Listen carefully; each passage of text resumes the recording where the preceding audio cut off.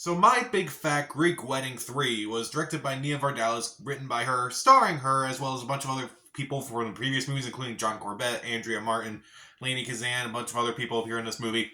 And this time around, taking place after My Big Fat Greek Wedding 2, Tula's father, Gus, has unfortunately passed away. So they decide to go to Greece to kind of start this family reunion, bring his friends in, and kind of just have a good time and just celebrate their dad's life. Kind of.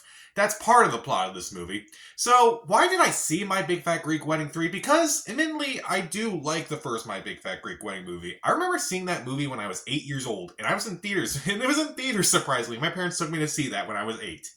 And looking back on it, it was definitely a very funny movie. It's a very sweet movie. It kind of, tried to blend, the whole family aspect of how crazy her family is, but, trying to have her own life, and it blended it perfectly, and I thought it was a very sweet movie overall. My Big Fat Greek Wedding 2, not so much. It felt more like a sitcom, like a really bad network sitcom. It just wasn't as funny, it just wasn't as smart, it just wasn't as subtle. But was this movie going to go into the fun... Was this movie going to go into the territory of My Big Fat Greek Wedding 1, where it's, subtle, sweet, and still funny? Or was it going to go into the sequel, where it's, very cartoonish, very over the top, and very just not like the first movie at all? Yeah, this movie's not like the first movie. It's still pretty bad, if I'm being honest. This movie is not painful by any means, but this movie is just not very funny. It's just not very fun either. Is there anything about this movie that does work? Well, admittedly, Greece looks nice. That's probably the best thing I can say about the movie, is that the location's nice. Meanwhile, there are two funny scenes in this movie. And honestly, looking back on them, they're not really that funny. But I do remember laughing in the theater. That is bad. That is bad in a 90-minute movie, and I only laughed 2 times. That's even worse because I laughed twice, and that is less than the number of this movie. 3. That is annoying. And admittedly, there are a few good things in this movie too. There are tributes to some of the actors who have tragically passed away, like Michael Constantine, who played Tula's father in the first 2 movies. There's a nice tribute to him. Also to the actor who played Ian's dad in the first 2 movies. It was a sweet tribute.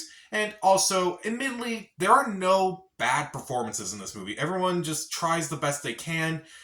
It's not really a movie where it's okay, it's not really a performance movie, it's more of a vacation movie. And probably the person that comes off the best is the actress who played their tour guide in this movie, who kind of owns the house, who is definitely connected to the family in some way, which I won't spoil because it kind of made me mad, and also I'd rather not spoil movies while I'm reviewing them. But I thought she did a good job and probably came off the best of the new characters. Meanwhile, what didn't I like about this movie? Well, there were so many wasted opportunities for some of the characters. I can understand part of it because I'm pretty sure this was shot during the pandemic, so it's maybe we couldn't have all these actors here kind of doing all this and such. But the way they have the mother in the movie, I'm kind of shocked that they have her in this movie in this capacity. It's just shocking. I don't know why. It just wasn't great. It just wasn't handled well. It was just kind of upsetting. And characters from the first 2 movies are just completely sidelined in this movie. They just were kind of thrown in randomly. It just kind of didn't make sense. And among the new characters, there's this younger cousin who is also the mayor of this town. And her character doesn't really do anything in this movie, and yet her character kind of gets a lot of praise at the end. And I'm like, you did nothing throughout this entire movie. You literally did nothing, and you admitted to doing nothing.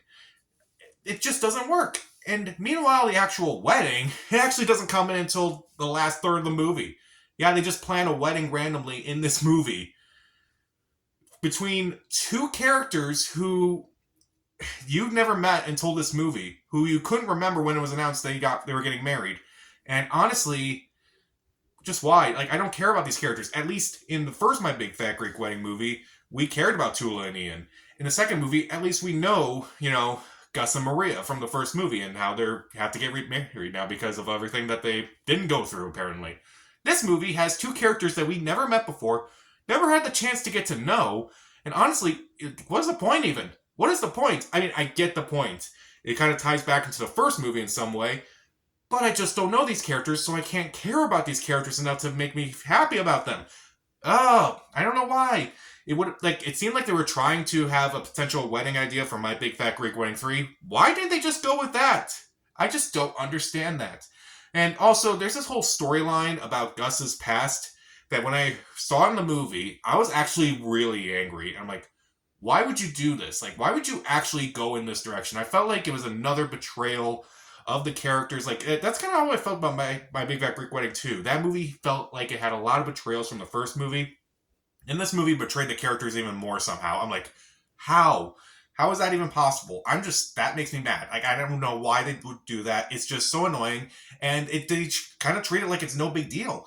And honestly, I would forgive this movie if it was at least funny. And again, I didn't laugh a whole lot in this movie. I only laughed twice.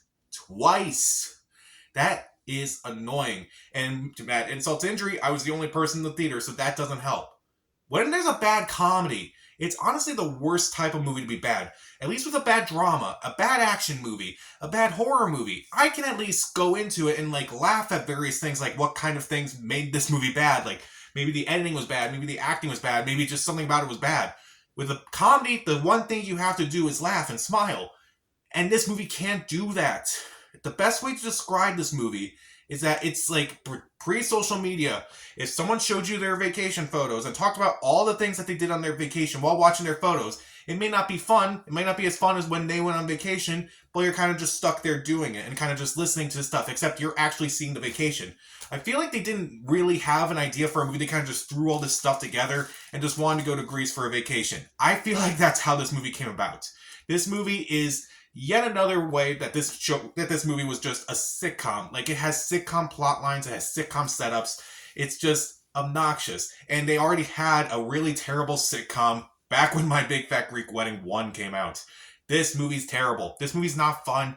It's not engaging. It's just pointless.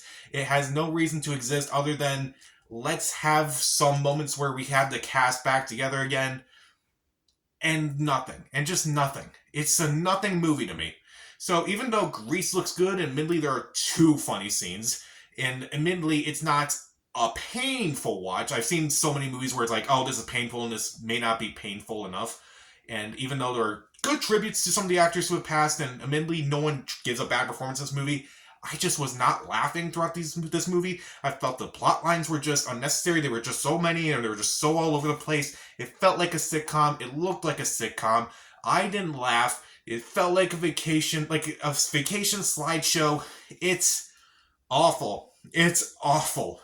Oh, man. I will give My Big Fat Greek Wedding 3 1 out of 4 stars. Skip it.